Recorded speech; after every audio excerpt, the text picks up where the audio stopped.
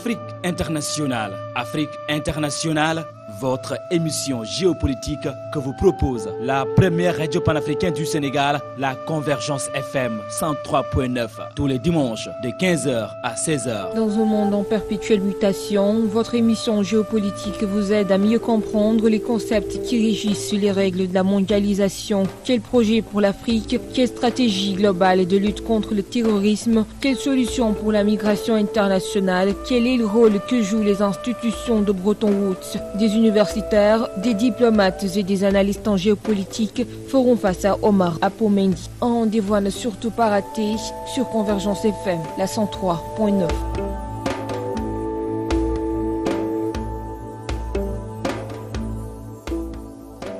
Africains d'ici et de la diaspora, bonsoir. Bienvenue dans votre émission géopolitique Afrique internationale sur la Convergence FM 103.9.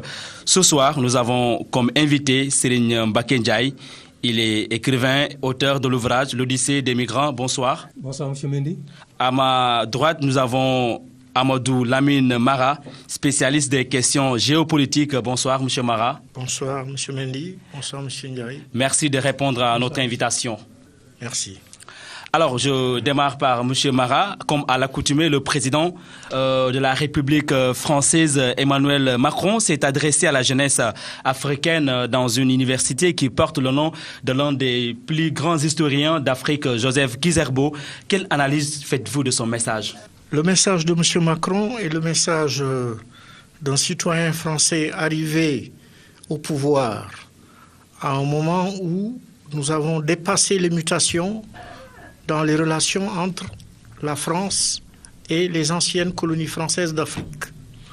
Singulièrement parlant du Sénégal, au regard des relations entre le Sénégal et la France, je dirais que M. Macron s'est adressé à la jeunesse, mais sur des thèmes que la jeunesse peut ne pas comprendre ni connaître, parce que des thèmes qui relèvent de la période coloniale et des premières périodes des indépendances.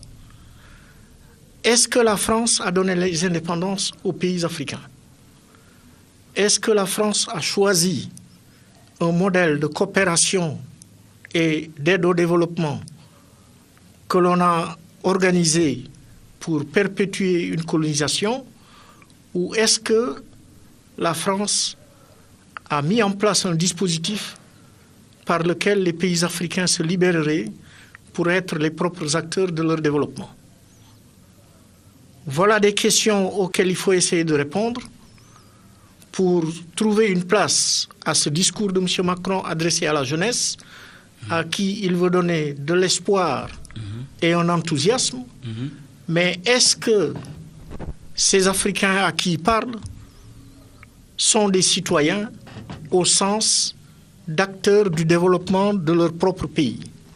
Toute la problématique est de savoir, est-ce que les pays africains s'organisent entre eux et font face à la France, à l'Union européenne et aux instances internationales comme le FMI ou la Banque mondiale, ou alors est-ce que les pays africains restent tributaires de cette logique qui veut que les stratégies se définissent à l'étranger et la pratique dans les pays concernés.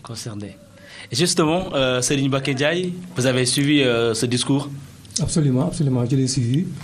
Et je crois que c'est un discours qui pose deux problèmes. Un problème de forme et un problème de fond. Le problème de forme, c'est que un discours africain d'un président français est en train de s'installer dans la culture française. Donc cela veut dire que chaque président français qui arrive au pouvoir doit faire un discours à l'endroit des Africains. C'est en train de devenir une tradition depuis M. François Hollande. Donc c'est un problème de forme d'abord. M. Macron a voulu d'abord, je veux dire qu'il a voulu d'abord mettre une distance entre le discours de Sarkozy à Dakar par rapport à une problématique qu'il avait citée à l'époque. Ça veut dire que donc l'homme africain n'est pas entré dans l'histoire. Donc Macron a voulu d'abord procéder à une rupture. D'abord en ne venant pas à Dakar, mais plutôt en faisant son discours au Burkina Faso. Maintenant, c'est un problème de fond. D'abord, c'est le problème de la France-Afrique. Chaque président français qui arrive au pouvoir la promet. La rupture, la fin de la France-Afrique. Donc, qu'est-ce que d'abord la France-Afrique? Souvent, on en parle souvent. C'est quoi la France-Afrique d'abord? Donc, il me paraît nécessaire d'abord de s'appesantir d'abord sur ça. Définir. Merci beaucoup. Alors, Monsieur Mara, y a-t-il un changement par rapport aux autres présidents? Je parle de François Hollande, de Sarkozy en 2007. Est-ce que tout simplement, Macron a effacé le critiqué discours de Sarkozy en 2007, qui à l'époque a fait un tollé avec des intellectuels africains qui lui ont même répondu l'Afrique répond à Sarkozy. Parce que est-ce qu'il est en train d'effacer ce que l'on appelle la politique française à l'endroit de l'Afrique, la France-Afrique? Monsieur Macron est un citoyen. Ouais. Il est coutume de dire que les États ont des intérêts. Donc, succédant à des citoyens comme lui qui ont eu à diriger la France, il ne peut être que le continuateur d'une pensée politique. Et cette pensée politique pose problème de savoir est-ce qu'il s'agit chaque fois de définir les contours d'une organisation qui rejoint d'ailleurs la problématique de la géopolitique. Est-ce qu'il faut chaque fois qu'en France un nouveau président arrive, on réorganise la société franco-africaine? Nous avons assez vécu avec les Français. Nous avons assez échangé avec eux. Des siècles durant. Il est temps, et ils le savent d'ailleurs, que nous, Africains, nous, Sénégalais singulièrement, nous avons de la ressource humaine et un recul par rapport à l'histoire pour être des acteurs à égale valeur avec eux. Il ne s'agit plus d'être là pour être des suppôts, ni pour recevoir. Mais M. Mara, c'est le même discours des intellectuels africains depuis 1960, 2000 jusqu'à présent, c'est le même discours. Mais en réalité, ça ne change pas, rien n'a changé. Ce qui peut paraître immobile, c'est que de nos jours, nous avons condamné, nous avons analysé, nous avons contesté, mais nous n'avons pas proposé. Et il est grandement temps que nous, Africains, nous prenions en main et que les organismes nationaux, les organismes interrégionaux et les organismes internationaux africains posent les vrais problèmes au niveau des instances internationales. Il faut que nous y allions en tant qu'entité responsable, avec des projets, des plans et des programmes, plutôt que d'aller recueillir l'ordonnance et d'avoir à l'exécuter. Alors, il faut revoir la politique, les relations entre la France et l'Afrique. Non, il faut d'abord voir la politique des pays africains. Je veux parler surtout de quelle politique les pays africains veulent mettre en place au plan de la politique pure, au sens de la vie de la cité, autant que les problèmes qui touchent à l'environnement, aux mutations climatiques, à la vie sociétale. Il faut que nous allions dans les instances avec nos propositions et nos projets. Il ne faut pas qu'on y aille pour savoir comment nous arrimer aux satellites. Exactement, Serigne Bakendiaye, que doit proposer l'Afrique? D'abord, je reviens... Par rapport à ce qu'a dit... Je reviens d'abord à ma proposition. D'abord, qu'est-ce que c'est que la France-Afrique? Nous n'avons pas encore répondu à cette question-là. La France-Afrique est née en 1957. Lorsqu'il s'est avéré que tous les pays africains qui étaient sous la domination française allaient accéder à l'indépendance, De Gaulle a compris une chose. Si les pays africains aillent à l'indépendance, c'est fini pour la France. Parce que la puissance de la France ne dépendait que par rapport aux mainmises qu'elle avait sur les pays, sur ses colonies. Donc, lorsqu'il s'est avéré que les pays africains allaient partir à l'indépendance et que la France allait perdre le pétrole sahélien. Le pétrole sahélien, c'est ce qu'on appelait à l'époque le pétrole algérien. Donc c'est ce pétrole-là qui permettait aux industries françaises de fonctionner. Donc puisque l'Algérie allait partir à l'indépendance, donc la France allait perdre le pétrole algérien, qu'on appelait à l'époque le pétrole sahélien. Donc la France s'est tournée vers le Gabon. C'est ainsi que De Gaulle a créé 2 entités. D'abord, il a créé ELF, qu'il a confié à Pierre Guillaume. Ensuite, il a créé une cellule africaine au sein de l'Élysée qu'il a confiée à monsieur Jacques Foccart. Voilà, monsieur Jacques Foccart. Donc, voilà comment est née la France-Afrique. Le mot France-Afrique a été inventé par le président Houphouët-Boigny de la Côte d'Ivoire. Donc, c'est à partir des années 60, que De Gaulle a signé des accords secrets avec tous les chefs d'État africains qui dépendaient de sa volonté. On peut dire de sa volonté. D'abord, c'est ainsi que la France a eu le pétrole gabonais, il a eu l'uranium nigérien, il a eu le pétrole congolais, il a eu l'arachide sénégalais, le tout au franc symbolique. Ça, donc, il s'agissait de signer des accords secrets, des accords de défense secrets. La France promettait à tous ces potentats, parce que c'était des potentats, qu'ils dureraient à la tête de leur pays à condition que l'ensemble des productions minières ou agricoles dont la France a besoin, que la France soit d'abord la destinataire favorite. Et ceci à moins de prix. C'est ça la France-Afrique. C'est ça la France-Afrique. Après 50 ans d'indépendance, est-ce que le temps est venu de mettre fin à ça? Parce que le monde a beaucoup de partenaires, M. Mara. Et je ne peux pas comprendre que l'Afrique, qui est un continent, continue à entretenir d'excellents rapports, à signer des accords avec un seul pays dans l'Europe. Est-ce que le temps des grands ensembles n'a pas sonné? Il y a longtemps que les grands ensembles existent ou ont été suscités. L'Union Ghana-Guinée-Mali, l'Union africaine et avant l'OUA ont été des instances au sein desquelles l'Afrique s'est exprimée. C'est important.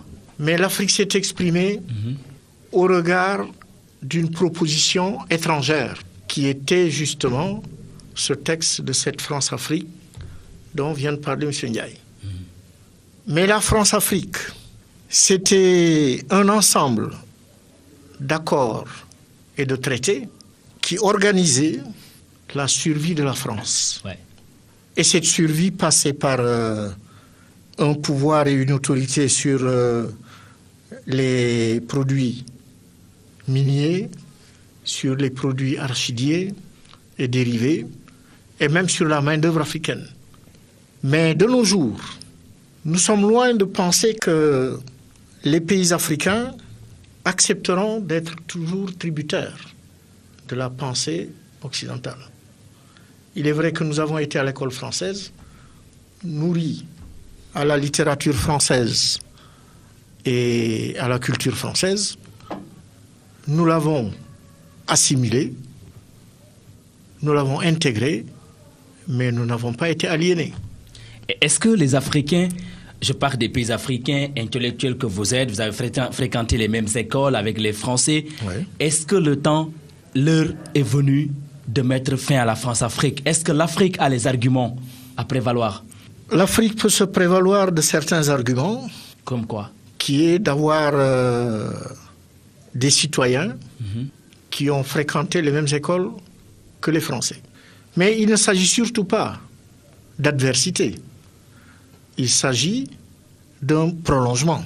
Mais dans ce prolongement-là, faut-il que nous soyons des acteurs ou alors faut-il que nous soyons absorbés pour n'être que des paramètres sur un modèle?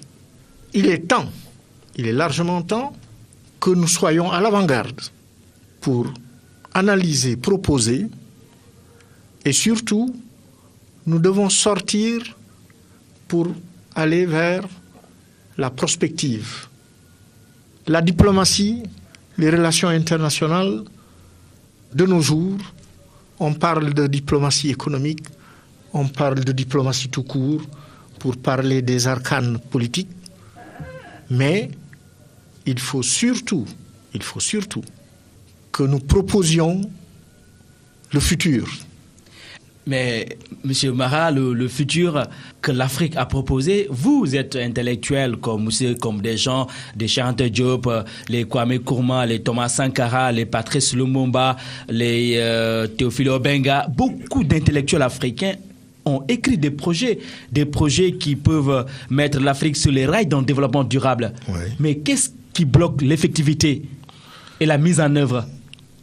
Au temps où ces projets étaient écrits, mis en place, l'organisation politique et les relations qui liaient la France à ses anciennes colonies étaient telles que ces projets étaient mort-nés.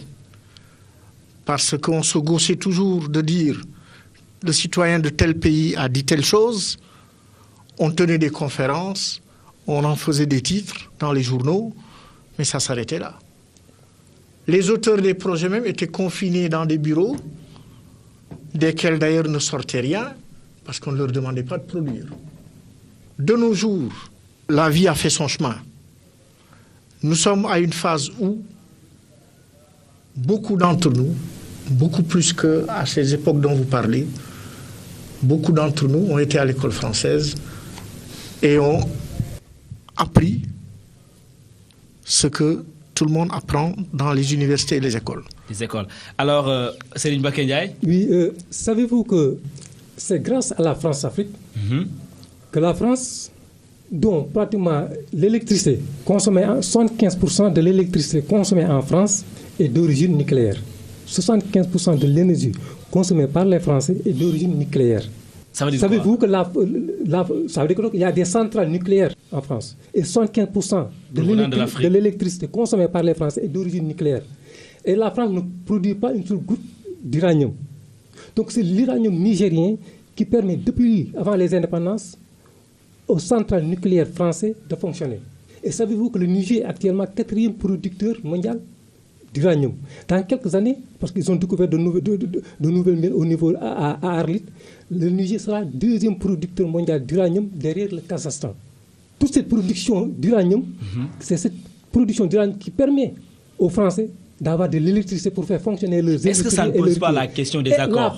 La France ne donnait au Nigeria que 5,5% de redevance pour cet uranium. On s'est rendu compte que aujourd'hui, toutes les régions minières, la principale route au Niger s'appelle la route de l'uranium. C'est cette route qui part des mines d'uranium pour venir à Niamey et qui sera exportée vers la France. Alors, toute cette région-là est actuellement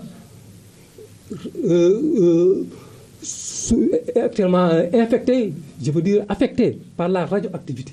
Pour 5,5% d'uranium. Donc c'est ça la France-Afrique. Donc demander aux Français de mettre fin à la France-Afrique, c'est demander aux Français de se faire arrêter. Et pourtant, ça m'emmène directement, M. Serigne Mbacké Ndiaye, à dire que Macron a pourtant dit qu'il n'y a plus de politique africaine de la France. Tous les présidents français qui arrivent au pouvoir promettent la fin de la France-Afrique. Tous les présidents français le font. Mais est-ce donc c'est la forêt qui casse. Non, parce que tout simplement la question est posée à la mauvaise personne. Ils sont rattrapés par les réalités. Non, ce n'est pas à la France de mettre fin à la France-Afrique. Il n'y a pas intérêt. C'est aux Africains de mettre fin à la France-Afrique en prenant conscience qu'ils ont un peuple à faire vivre. C'est aux dirigeants africains de mettre fin à la France-Afrique, mais ce n'est pas aux Français de mettre fin à la France-Afrique. Tout simplement, pour finir, le pétrole gabonais, le pétrole congolais, l'uranium nigérien, l'arachide sénégalais continueront d'occuper la même place dans la macroéconomie que sous Hollande, que sous Sarkozy. Donc tant que les Africains eux-mêmes ne prendront pas la responsabilité de valoriser leurs ressources et de faire bénéficier leurs ressources à leur peuple, la France-Afrique perdurera. Donc, M. Amadou Lamine Mara, c'est l'arbre qui cache la forêt, le discours de Macron. Je pourrais le penser, parce que je rejoins M. Ndiaye dans ce qu'il vient de dire, que c'est aux Africains d'être les propres acteurs de leur développement. Et il n'est pas d'aller contre la France pour ce qu'elle dit, il faut aller vers la France en existant, c'est-à-dire en proposant ce que nous voulons être et en étant dans le projet, mais pas à côté. Ce n'est pas à la France de choisir nos orientations ni nos options. C'est l'Africain qui doit choisir ce qu'il veut être. Et nous sommes aussi ambitieux qu'eux pour qu'à l'aube du XXIe siècle, nous soyons des peuples d'avant-garde plutôt que des peuples suivistes. Et nous avons autant en valeur humaine qu'en valeur intellectuelle et morale, nous avons cette capacité-là. Voilà, je ne vous coupe pas la parole. Est-ce que ce n'est pas contradictoire quand un président français tient ce discours en disant que l'Afrique est gravée dans la mémoire française, l'Afrique est gravée dans l'identité française, dans la culture française. Mais la question que beaucoup d'intellectuels se posent, comment en est-on arrivé là, d'autant plus que les accords que la France signe et les États africains, c'est des accords qui ne bénéficient pas, qui n'est pas bénéfique aux peuples africains. C'est des accords déséquilibrés en quelque sorte. C'est un partenariat qui profite à la France depuis des années et des années.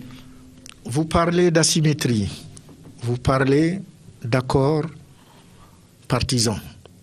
Il faut se rappeler que les réunions se tenaient à Paris, le plus souvent, et que depuis du temps de Michel Habib de l'Oncle, ministre de la Coopération en 1959, qui avec Jacques Foccart étaient les premiers acteurs pratiques de cette politique France-Afrique, relayée après par M. Fernand Huibaut, par M. Michel Roussin et d'autres, nous avons vu que tout ce qui nous était proposé ne prenait pas en compte notre développement. On nous mettait dans des positions d'assistance permanente, même à penser que cette assistance ait pu nous être bénéfique parce que nous étions dans des phases d'installation et d'aménagement. Aujourd'hui, au niveau des relations internationales, l'ONU est une tribune. La Commission économique pour l'Afrique est une tribune. L'Union européenne est une tribune. Mais en tous ces lieux, le Moyen-Orient. Le problème du Moyen-Orient est un autre problème. Conséquence du rôle de la France dans la Deuxième Guerre mondiale. Mais je rejoins M. Ndiaye encore pour dire qu'il est grand temps que nous, citoyens, à l'image du Sénégal, nous, citoyens, devons réfléchir, devons nous concerter pour aller vers nos autorités gouvernementales, leur dire ce qu'ils savent peut-être mais qu'ils ne peuvent pas appliquer, parce que l'action politique est une chose, l'action citoyenne en est une autre. Mais la conjugaison des volontés et l'ambition commune peuvent nous mener à aller ensemble vers nos objectifs. Ça, c'est vrai. Donc, pour comprendre ce fossé abyssal qui existe dans les accords, d'abord, il faut analyser deux situations. Donc, la mentalité du chef d'État africain et la mentalité du chef d'État français, ce n'est pas la même chose. Le chef d'État français a pour ambition de sortir son pays de la misère, de le pousser vers l'avant, d'en faire un pays de plus en plus développé. Alors que la mentalité du chef d'État africain, c'est de s'en mettre, prendre les poches. Ce n'est pas la même chose, les deux mentalités, ce n'est pas la même chose. Ensuite, le chef d'État français a un compte à rendre. Il rend un compte au peuple. Parce que c'est un peuple mûr, c'est un peuple qui a une conscience citoyenne. Donc c'est un peuple exigeant. Alors que le peuple africain, le peuple sénégalais, ce n'est pas un peuple exigeant. Le chef d'État ne se sent pas dans l'obligation de rendre compte. Aujourd'hui, Macky Sall ne rend pas compte aux Sénégalais. Depuis qu'il est là, on n'a jamais vu une politique de l'emploi. Rien du tout. Et tant d'autres pays africains. Voilà. Mais ce qui est valable pour le Sénégal, au Sénégal, au Mali, Si vous avez entendu parler du dernier livre de Loïc Le Floch-Prigent, qui était le dernier président de Elf, il a dit qu'il a engraissé, il a corrompu tous les chefs d'État africains pour avoir des contrats d'exploitation pétrolière. Ce sont des millions et des millions d'euros. Et quand le journaliste lui a posé la question, où est-ce que vous pouvez déposer cet argent, il a répondu dans les banques européennes. Cela veut dire que donc, Ce sont les chefs d'État africains qui ont bradé et qui continuent de brader leurs propres ressources. Ce qui les intéresse, c'est s'en mettre plein les poches. Et Elf et toutes les compagnies pétrole leur en donnent autant qu'ils veulent. Alors, ça m'amène à poser la question. Est-ce qu'aujourd'hui, il faudra revoir ce qu'on appelle l'aide publique au développement? Depuis 1960, il y a, selon beaucoup d'économistes intellectuels africains, il y aurait plus de 1000 milliards de francs CFA qui ont été injectés en Afrique. Mais on se rend compte dans les faits. Et quand vous allez au Mali, au Sénégal, des fois, ça ne répond pas aux besoins des populations. Et ça ne se reflète pas en réalité. Monsieur Mara. Est-ce qu'il ne faut pas évaluer l'aide publique au développement? Est-ce que vous pouvez dire que vous aidez quelqu'un à qui vous n'avez pas demandé quel est son mal? Lorsque l'aide publique au développement a été initiée par la France, ils en ont fait leur cheval de bataille au niveau de l'Union européenne pour dire qu'il fallait que 1% du PNB soit reversé aux pays africains. Mais leur volonté était très limitée parce que les pays africains concernés... Aujourd'hui, ils en sont à 0,5. Voilà. Les pays africains concernés n'ont jamais eu l'occasion de dire « voilà ce que nous voulons faire chez nous ». On est venu leur dire « voilà ce qu'on fait chez vous ». Je ne comprends pas. Expliquez un peu davantage pour que les auditeurs de la Convergence FM 103.9, la première radio panafricaine du Sénégal, puissent comprendre qu'est-ce que vous êtes en train de dire. Les pays ont des politiques nationales de développement, des politiques nationales d'emploi et des programmes d'industrialisation. Je venais de dire que les citoyens devaient eux-mêmes penser à être des acteurs, c'est-à-dire mettre leurs moyens en commun avant d'aller proposer une coopération ou un partenariat de développement. Et de ce fait, tant qu'on parlera d'aide publique au développement, on parlera de financement du développement. J'en suis à penser à notre PSE. Le PSE sera ce que les Sénégalais en feront. Le PSE ne sera pas ce que l'investissement étranger visera. Parce qu'on n'est pas dans l'hédonisme, on est dans la politique d'intérêt. Donc, il est bien beau de donner des montants macroscopiques énormes, mais est-ce que les valeurs ajoutées, est-ce que la politique de RSE bénéficie aux locaux plutôt qu'aux étrangers? Le Sénégal reçoit annuellement comme aide au développement 550 milliards de francs CFA par an. La somme transférée par les migrants sénégalais à l'extérieur en 2011 est de 936 milliards. En 2015, 947 milliards. En 2016, 1000 milliards. Les Sénégalais établis à l'étranger ont transféré vers le Sénégal 1000 milliards de francs CFA dans leur pays. Ces chiffres sont de la Banque centrale des États de l'Afrique de l'Ouest. L'aide au développement est de 550 milliards. La pêche donne au Sénégal 192 milliards par an. Le tourisme, 300 milliards. Ça veut dire que donc, si vous combinez l'aide au développement et ce que nous apporte la pêche et ce que nous apporte le tourisme, vous n'atteindrez même pas ce que les Sénégalais de l'extérieur transfèrent vers leur pays. Donc, c'est une miette, l'aide au développement. C'est une miette. Ensuite, cette aide au développement n'atteint pas ceux à qui elle est destinée. Ça veut dire donc aux populations. Je pense que Macron d'ailleurs l'a dit. Donc, l'aide au développement est mal utilisée, tout simplement parce qu'elle est captée.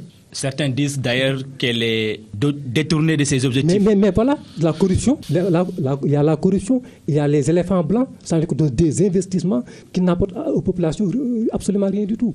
Même en parlant du plan sénégalais émergent, plan Gabon Vision 2040, Bénin, ce sont des projets qui sont financés par les multinationales et des États étrangers, des États qui sont au niveau international. Je crois que je l'ai dit dans mon livre. J'ai commencé par les plans quinquennaux de développement, les plans triennaux de développement, plan Saheloum, plan Sénégal émergent, rétablissement des grands équilibres macroéconomiques, plan d'ajustement structurel. Je dis dans mon livre, aucun plan n'a jamais réussi à sortir le Sénégal de la misère. Depuis les indépendances, le Sénégal n'a pas bougé d'un iota et reste toujours coincé entre la Guinée-Bissau et la Mauritanie. Et là, je ne parle pas uniquement sur le plan géographique, je parle aussi sur le plan économique. Tout simplement, il n'y a pas de développement possible si certaines conditions ne sont pas réunies. D'abord, la lutte contre la corruption. Un pays corrompu, quel que soit par ailleurs le montant injecté dans l'économie, tant qu'il n'y a pas une lutte acharnée contre la corruption, tout plan de développement est voué à l'échec. Voilà pourquoi l'aide au développement, comme toute autre aide d'ailleurs et comme tout autre investissement, tous ont échoué. C'est la corruption. Mesdames, Messieurs, je rappelle que nous recevions dans ce studio Amadou Lamine Mara, spécialiste des questions géopolitiques, et Serigne Mbacké Ndiaye, jeune écrivain, auteur de l'ouvrage L'Odyssée des migrants. Alors, Monsieur Ndiaye, Monsieur Mara, vous y croyez tellement à ces plans spécifiques. Je parle de plan Sénégal émergent, je parle de Gabon, Vision 40, Abidjan, ainsi de suite. Si l'Afrique continue à avoir ces plans de développement différents d'un pays à un autre, ne pas combiner, ne pas avoir la même vision de développement, ne pas créer un projet, parce que les États-Unis ont une vision. Si les États-Unis sont devenus aujourd'hui une grande démocratie, c'est parce que quelquefois les pères fondateurs avaient cru en quelque chose. Et est-ce que le temps n'est pas venu pour l'Afrique, comme le disait Ablawad, de mettre en place une vie commune qui pourra sortir l'Afrique dans la pénombre? Oui. Le président Senghor parlait de comment vouloir de vie commune. Ouais. Vous venez tout de suite de parler de plans nationaux. Ouais. Vous parlez du plan Sénégal émergent. Ouais. Mais avant les plans, il y a les projets de politique au plan national. Chaque pays a des structures et des organes de réflexion et d'analyse pour envisager des choix et des modèles de développement nationaux. Ces modèles de développement-là doivent être initiés et suivis par des nationaux. Ok. Je ne dis pas que les étrangers n'y ont pas leur place, mais le projet, le programme sera d'autant plus vital qu'il s'agit de la pensée de ceux qui vivent les problèmes. Vous y croyez à ces projets nationaux? De manière générale, africain, je dis. C'est une question de sémantique. Moi, je parle du plan Sénégal émergent. Le plan Sénégal émergent, parce que c'est ce qui me concerne en priorité. Ouais. Mais je dis aussi que avant le plan, il faut de la concertation. Ok. Et il est dommage que de nos jours, on parle d'économie dans la politique. Ouais. Sans mettre en avant que l'économie, c'est aussi de la sociologie, c'est aussi de la géographie, c'est de l'histoire, c'est tout ça combiné. Ouais. On va avancer, le temps est... On risque d'être rattrapé par le temps. Ouais. On va enchaîner sur notre sujet qui défraie la chronique en Afrique, le débat sur le franc CFA. Macron l'a d'ailleurs évoqué en invitant les dirigeants africains à décider. Parce que beaucoup d'économistes et intellectuels africains ont jugé important aujourd'hui de sortir de la zone franc CFA. Pour eux, en réalité, le franc CFA constitue un frein au développement. Serigne Mbacké Ndiaye. Le problème du franc CFA Votre avis? Appelle deux réflexions. Ouais. Lesquelles? D'abord sur le plan symbolique, ensuite sur le plan technique. Sur le plan symbolique, le franc CFA est vu comme une continuation de la domination française. Donc c'est l'aspect colonial, c'est l'aspect émotionnel qui joue. Et sur ce plan-là, peut-être nous pouvons tous être d'accord que le franc CFA n'est pas bon, le franc CFA n'est pas bon pour nous. Pourquoi? Parce que ça nous rappelle de mauvais souvenirs. Donc il faut rompre le cordon qui nous lie le cordon colonial qui nous lie à la France. Donc sur ce plan-là, nous pouvons tous être d'accord en tant qu'Africains. Maintenant, sur le plan technique, là aussi, il y a deux divisions. Il y a ceux qui sont pour, les techniciens, les spécialistes qui sont pour et puis qui sont contre. Parce que tout simplement, il y a des aspects positifs et des aspects négatifs. Si vous parlez des aspects positifs, le franc CFA d'abord nous permet une stabilité. Et en matière d'économie, c'est primordial. Hein? Ensuite, nous permet aussi une confiance par rapport aux investisseurs étrangers. Ça veut dire qu'ils ont confiance au franc CFA. Donc ce n'est pas une monnaie de change. Donc sur ce plan-là, je pense que le franc CFA aussi a ses arguments. Maintenant, les inconvénients, c'est pourquoi? Parce que nous n'avons pas grand-chose à dire. Parce que nous sommes arrimés au français, à l'euro. Or, nous n'avons pas le droit au chapitre. Quand les Européens discutent de stabilité économique, nous, en tant qu'Africains, nous ne sommes pas invités. Nous ne faisons que suivre. À votre avis par rapport à cette question? Mon avis, c'est que le franc CFA est une monnaie qui circule dans nos pays qui ont été des colonies françaises. De nos jours, l'économie africaine reste encore tributaire des effets de la monnaie CFA parce que l'économie africaine, le marché africain n'est pas organisé, n'est pas structuré. Ça me ramène à un propos précédent lorsque je vous disais qu'il faut que nous, au Sénégal, l'Africain en général, s'organise avant d'aller sur les lieux internationaux. Il faut que nous soyons déjà organisés, que nos circuits commerciaux nationaux, nos marchés, tout soit coordonné. Il est vrai que nous avons comme limite le temps et la vitesse des événements. Mais il faut quand même que nous soyons toujours aptes à parler de nous-mêmes, pour nous, plutôt que de parler avec les autres d'eux-mêmes.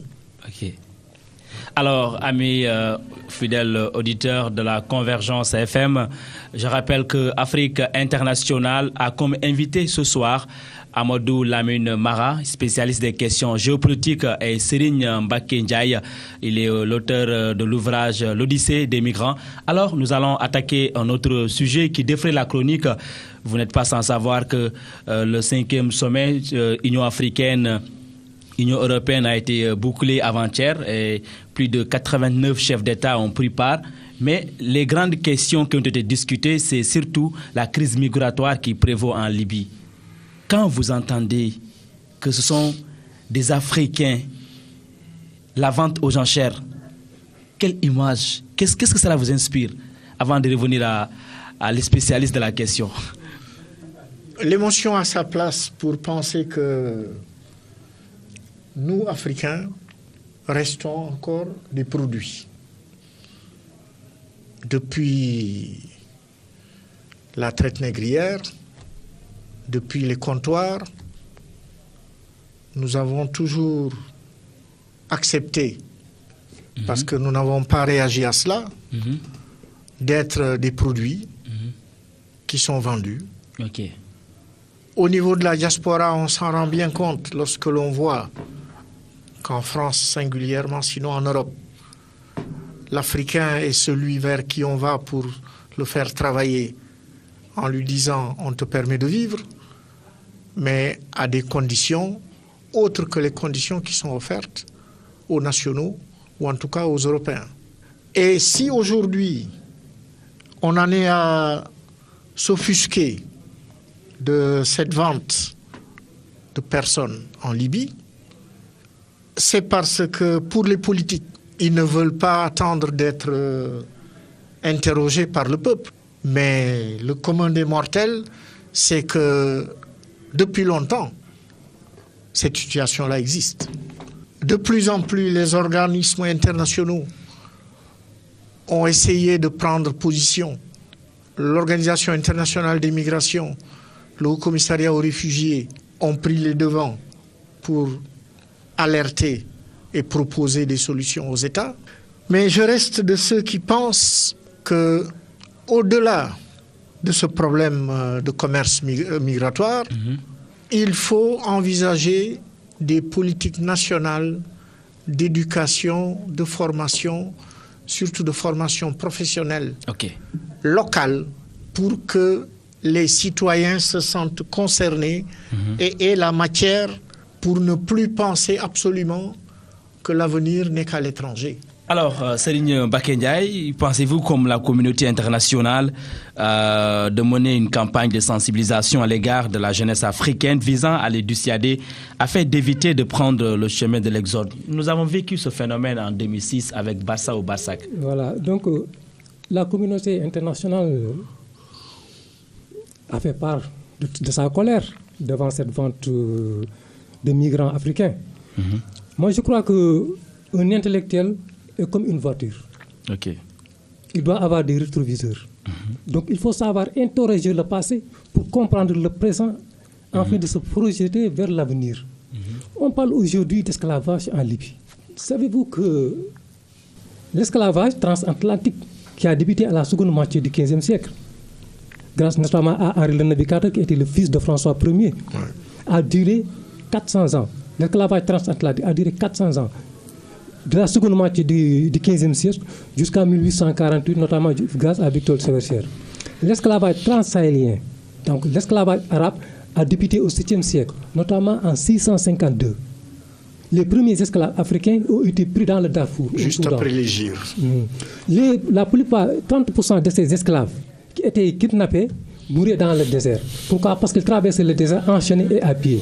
Les autres, 80% des autres, mouraient dans ce qu'on appelait à l'époque les usines à castration. Parce que systématiquement, tous les esclaves noirs étaient castrés. Pourquoi? Parce qu'à l'époque, on disait que la libido des Noirs était insatiable. Donc, pour n'en faire que des bêtes de travail, on procédait à leur castration. Et 80% de ces esclaves-là mouraient. Ceux qui restaient étaient vendus comme esclaves dans les mines ou bien servaient comme militaires dans les campagnes de conquête musulmane.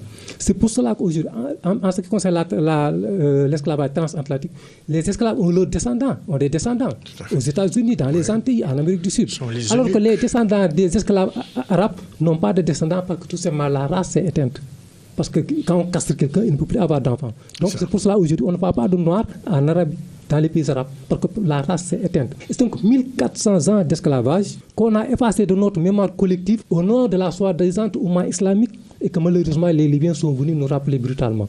Donc l'esclavage en Libye, mais il y a pire, c'est le même esclavage qu'on trouve les migrants, c'est la même situation de racisme qu'ils rencontrent en Algérie, avec notamment le Taman Rasset, en Arabie Saoudite et autres. Donc c'est tout à fait normal, cet esclavage-là. Est-ce que ça m'emmène pour ne pas s'attarder sur ça, c'est pas un fait nouveau, est-ce que ce qui se passe en Libye n'est pas la conséquence ou les conséquences de l'intervention des États-Unis au Pakistan, en Irak, la guerre choisie et la guerre nécessaire selon les termes de George W. Bush, et ces hommes de Ousmane Ben Laden affaiblis et qui ont trouvé refuge un peu partout vers l'Égypte, le Moyen-Orient, la bande de Gaza, et qui aujourd'hui a abouti avec le printemps arabe en 2011. Ces conséquences sont venues jusqu'en Libye, et puis les États-Unis, la France. La sécurité est devenue, du Moyen-Orient est devenue, il n'y a pas un plan de sécuritaire. Mais la question que j'aimerais poser, M. Mara, qui est responsable de ce qui arrive en Libye, avec notamment Kadhafi, ce grand intellectuel, ce grand bâtisseur de l'Afrique, qui devait être l'Afrique contemporaine aujourd'hui, qui avait un grand projet pour l'Afrique. La conséquence, c'est quoi? Parce que les causes d'abord. Merci. Je commencerai par des causes. Il faut se rappeler que les pays frontaliers de la Libye sont des pays qui couvaient déjà des conflits ethniques, notamment au Mali, la région de Kidal, Gao, Tombouctou, et du côté du Niger, le problème entre les ethnies Aoussa et Toubou. Et lorsque la Libye de Kadhafi a été condamnée par l'opinion internationale et que l'on a choisi l'élimination physique de Kadhafi pour assouvir certaines ambitions, malheureusement, les acteurs étaient, je dirais, assez jeunes pour certains, pour comprendre quelle est la raison historique qui faisait que la Libye vivait à l'image de ce que le président Kadhafi en avait fait. La Libye a été un pays qui a une période reposé sur des tribus. Donc c'était des chefferies. La terminologie politique internationale est arrivée en Libye pour parler de république. Kadhafi a organisé son pays en tenant compte des ressources minières et pétrolières. Mais malheureusement, lorsqu'il a refusé le dictat international, il est devenu la bête à abattre. Qui est responsable? Voilà, savez-vous que... La question, qui est responsable? D'abord, il faut comprendre que sur le plan géographique, il y a 3 portes d'entrée de masse vers l'Europe. La première porte, c'est la Turquie. La deuxième porte, c'est le Maroc. La troisième porte, c'est la Libye. Donc, pour ce qui concerne, donc, il faut verrouiller ces 3 portes. Donc, les Européens ont tout fait pour verrouiller ces 3 portes, afin qu'il n'y ait pas une ruée de masse vers l'Europe. Mais, pour ce qui concerne, par exemple, le Maroc, les migrants entraient à travers Ceuta et Melilla, ou bien les îles Canaries. L'Espagne, oui. Mais Mohamed VI procédait au ralentissement de cette masse de migrants. Mais ce qui concerne la Turquie et la Libye, c'est un autre problème. Pourquoi? Parce qu'il y a Erdogan, il y a Kadhafi, deux personnages hauts en couleur, irascibles, imprévisibles. Donc ce sont ces 2 chefs d'État qui font pression parfois, qui font chantage, sont des maîtres chanteurs. Pour faire pression sur l'Europe occidentale, ils les menacent souvent de faire entrer les migrants d'un côté ou de l'autre. Monsieur Mara, qui est responsable de ce qui est arrivé à la Libye? Qui est responsable? Entre l'Union européenne, entre l'Union africaine, tout court la communauté internationale. Je dirais que les commerçants d'armes sont des responsables. On rétorquera que fabriquer les armes, c'est faire travailler les gens. Mais même si on dit que celui qui veut la paix prépare la guerre, il faut savoir quel choix a été fait. Nous, Africains, nous avons besoin d'un développement dans la paix. Ceux qui s'arrogent autorité à dire qu'ils sont développés et qu'ils ont dépassé le stade du développement, eux, évidemment, ne sont là que pour dire aux autres, créer les conditions de notre renflouement financier, acheter ce que nous produisons, et même si vous ne pouvez pas l'acheter, on vous le prête à travers des circuits de prêts internationaux, ce qui amène à parler des investissements internationaux. Investissements internationaux qui, vu la structure chez nous, le plus souvent, peuvent être improductifs parce que nous avons besoin de vivre, alors que l'investissement gagnerait à être bénéfique dans le sens de produire une plus-value. Quelles sont les perspectives? Les perspectives, la crise migratoire. La crise migratoire en Libye, en ce qui concerne les perspectives, il faut d'abord comprendre la situation politique en Libye. C'est une petite situation. C'est devenu pour un pays ingouvernable. Tout simplement parce que le président du gouvernement de l'Union nationale, M. Sarraj, ne contrôle pas grand-chose. C'est M. Haftar qui contrôle le reste, avec énormément de ministres. Vous avez la ministre de Misrata, vous avez la ministre de Sabrata, vous avez la ministre de Tripoli, de Benghazi. Au sud de la Libye, il y a 3 tribus, ce qu'on appelle les Aoula Suleiman qui sont des Arabes, les Toubou qui sont noirs et les Touaregs. Donc c'est le chaos total. Et je le dis bien dans mon livre. Peut-être un jour, la porte va se fermer, mais lorsque la porte se refermera, la route de l'immigration reprendra son lit, c'est-à-dire que vers le Maroc. Aujourd'hui, ce qu'il faut, c'est donner envie aux jeunes de ne pas partir. Et pour cela, il faut une politique économique qui permet aux jeunes de rester dans leur propre pays. Le débat est tellement important qu'on ne peut pas épuiser toutes les questions. Mais la dernière peut-être partie de cette émission, est-ce que votre ami le panafricaniste, je sais que vous l'êtes, votre ami panafricaniste Cheikh Tidiane Gadio, n'est-il pas victime du conflit chino-américain, notamment le conflit de leadership? Vous savez, le Sénégal est un pays qui a eu et qui a une diplomatie qui est reconnue. Nos ministres des Affaires étrangères, nos ambassadeurs dans les grands pays, notamment dans les pays qui ont signé les accords de Yalta, ont toujours été des excellences distinguées. La Chine, avec sa problématique démographique, avec son ambition, est venue sur la scène internationale à la fin du XXe siècle pour avoir les mêmes velléités que les États-Unis d'Amérique et l'Europe. Nous, pays dits sous-développés, lorsque nous allons sur le marché international, nous en sommes encore à vivre avec les parapluies des pays développés, à travers des problèmes monétaires, à travers des problèmes de surface commerciale, mais il n'en est pas pour autant de dire que nous devons, nous, pays africains, et notamment le Sénégal, permettre que tout ce qui ne nous sert pas survive. Plutôt, nous devons avoir une politique qui mène à nous faire respecter et à faire de nous des homologues, des égaux, plutôt que des partenaires relégués. Son Excellence, le ministre des Affaires étrangères, Gadio, a eu à s'occuper, entre autres, à travers les relations bilatérales et multilatérales, dans le cadre de sa fonction, de certains dossiers. Il est vrai que quand on vous confie un dossier, on ne vous dit pas tout. Il est vrai aussi que la personne a des fois des réactions ou des comportements qui peuvent surprendre parce que ce que l'on sait de lui n'est pas ce qu'on apprend de lui. Ouais. Mais j'ose espérer que son rôle d'intermédiaire dans ce dossier soit dit n'a pas été dans le sens de s'enrichir ou en tout cas d'affaiblir les États-Unis, la puissance diplomatique du Sénégal au plan international. Merci. Alors, Serigne Mbacké Ndiaye. Mais voilà, donc en ce qui concerne la Chine et les États-Unis, ce qui les oppose, c'est moins un problème de leadership que de problème d'échange, de commerce. Vous savez que les États-Unis sont extrêmement déficitaires dans leurs échanges avec la Chine. Donc, aujourd'hui, les Américains font tout pour essayer de rééquilibrer ces échanges-là. Maintenant, Gadio a eu à mettre le pied dans une sorte d'engrenage. Je ne connais pas les tenants et les aboutissants, mais tout ce que je sais, c'est qu'il aurait permis à une entreprise chinoise de décrocher un marché au détriment des Américains. et en faisant transiter l'argent par les banques américaines.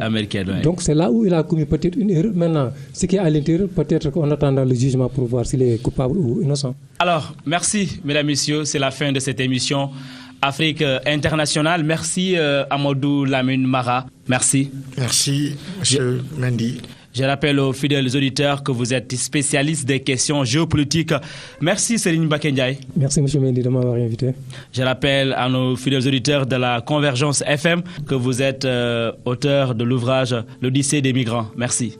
Merci beaucoup et à bientôt. Africains d'ici et de la diaspora, merci. C'est la fin de votre émission. Bonsoir et bonne fin de journée.